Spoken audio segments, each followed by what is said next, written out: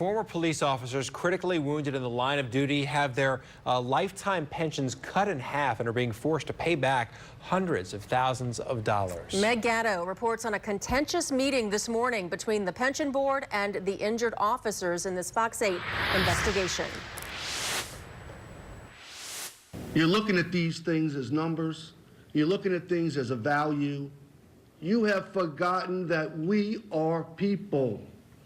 Not only are we people, but we are the public servants who are sworn to protect you. Standing before the Board of Trustees for the Municipal Police Employees Retirement System, Chris Honor explains how he nearly gave his life for the NOPD. I got hit by a car going 70 miles an hour. I broke my neck. My hips have been fractured. Both of my legs nearly ripped completely off. In February of 2000, another drunk police officer slammed into Honor. And I'm telling you, the next thing I know, either on top the hood of a car or on the ground, and I got a guy telling me, hey, you're going to make it, you're going to make it. The 33-year-old spent months in the hospital and had to learn how to walk again. Years later, the pension board told Honor he'd receive a disability pension for life.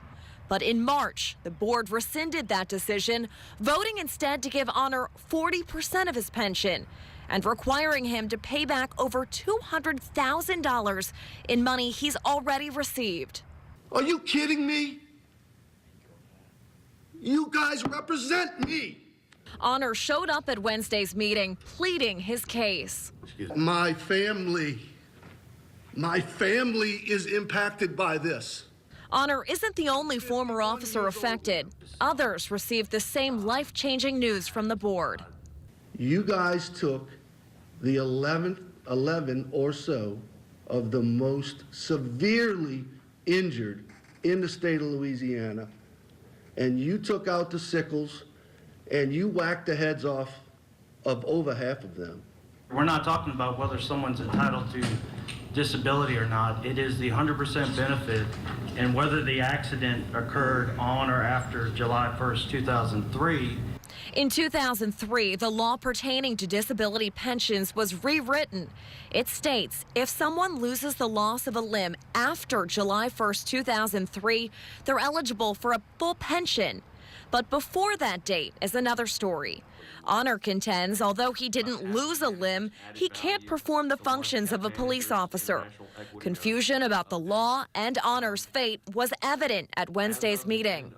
Unfortunately, we have to follow the law.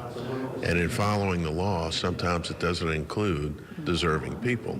We had attorneys look at the law. He was disabled under the 100%. We gave it to him. 18 years later, we're going back and we're spending he's had, what, 100 surgeries? You know?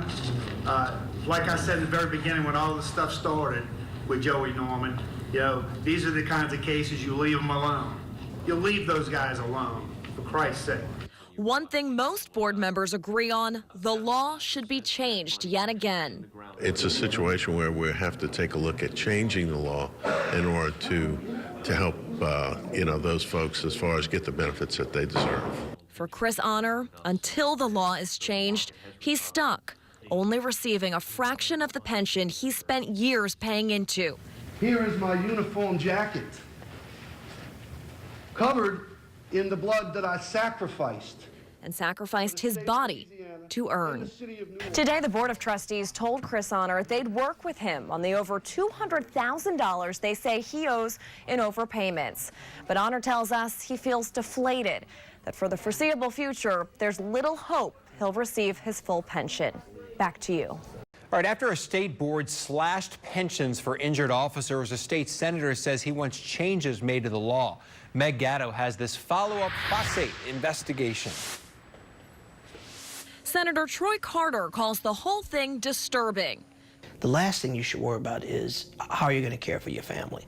That's his reaction to our story that detailed moves by the Municipal Police Employees Retirement System to slash the pensions of former officers critically wounded in the line of duty.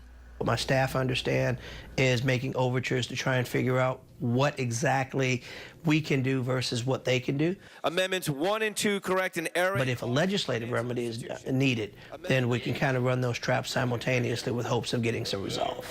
My name is Chris Honor. I am retired from the New Orleans Police Department. We first introduced you to Chris Honor when he spoke at a Board of Trustees meeting last month in Baton Rouge. I got hit by a car going 70 miles an hour. I broke my neck. My hips have been fractured. Both of my legs nearly ripped completely off. Honor is irate over the board's decision to slash his lifetime pension from 100% to just 40%. The board also asked the former NOPD officer to pay back over $200,000 in payments he's already received. The father of 3 calls the decision crippling. I was mad. I was hurt. Better term may be betrayed by the same board members who are elected by us, the members, to take care of us. In February of 2000, a fellow drunk police officer slammed into Honor as he was on the side of the road performing a traffic stop. The force of the crash propelled his body into the windshield of another vehicle. He spent months in the hospital, unable to walk. And I'm telling you, the next thing I know, either on top the hood of a car or on the ground, and I got a guy telling me, hey, you're gonna make it, you're gonna make it. His recovery, grueling. Just take a look at the rods and pins holding his limbs together 18 years later. Both right and left leg, that's where the hardware is. Honor and his wife described the toll his injuries took on their family as life-changing. But I'm the one that plays ball with the kids. I'm the one that taught them to ride a bike. And I know he'd like to. Doctors only gave Honor a slim chance of walking again, which makes his recovery that much more remarkable. You can be critically injured, catastrophically injured, and not be able to function as a police officer and still be able to function in life. In 2003, the law pertaining to disability benefits was rewritten. It states if someone loses the total use of a limb because of injuries suffered on or after July 1st, 2003, they're eligible for a full pension. But before that date is another story. Honor contends although he didn't lose a limb, he can't perform the functions of a police officer. Do we have any further business? At last month's board meeting, Honor's daughter shared her frustration. Tell me how it makes any logical sense that a person after 2003 qualifies for 100% with a bilateral knee injury, but a person before 2003 who has lived with a 100% qualifying knee injury for more time does not. That makes no sense. Honor isn't the only one affected by the law. I would never want nobody to imagine the feeling I had when I got my letter. Former Monroe police officers Paul Brown and Jeff Bales, also both critically injured in the line of duty, received notice their pensions would be slashed to 40%. They disregarded their own doctor's recommendations and took my retirement anyway. It's worrying about if you're going to lose your house or not. And I took a job here in Columbia to try to, offset some of the stuff that I lost. Costly, it's frustrating. You go through a lot of misery and your family gets hurt along the way with it. Both men filed suit against the board. Bale's attorney says he actually won his lawsuit filed last year in district court in Baton Rouge, with the judge awarding him his full pension plus money that had been withheld and attorney's fees. Mr. Bales is completely successful, and they are in the process of appealing that because they don't want to pay it. For now, the former officer's hopes rest with lawmakers.